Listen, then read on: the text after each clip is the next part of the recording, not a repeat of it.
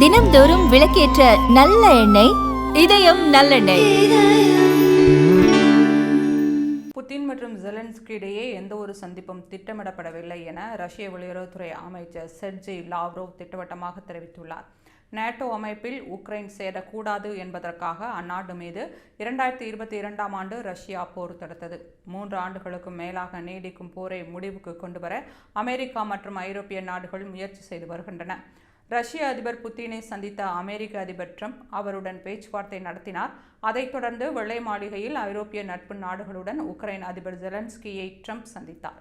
பின்னர் போரை நிறுத்துவது தொடர்பாக ரஷ்யா மற்றும் உக்ரைன் அதிபர்களை சந்திக்க வைக்க முயற்சி எடுப்பதாக ட்ரம்ப் உறுதியளித்தார். இந்த சூழலில் இது குறித்து பேசிய ரஷ்ய வெளியுறவுத்துறை அமைச்சர் செர்ஜி லாவ்ரோவ், புதின் மற்றும் ஜெலன்ஸ்கி இடையே எந்தவொரு சந்திப்பும் திட்டமிடப்படவில்லை. போர் நிறுத்தம் தொடர்பான அனைத்து ஒப்பந்தங்களும் தயாரான பிறகு உக்ரைன் அதிபரை சந்திக்க ரஷ்ய அதிபர் தயாராக இருக்கிறார்.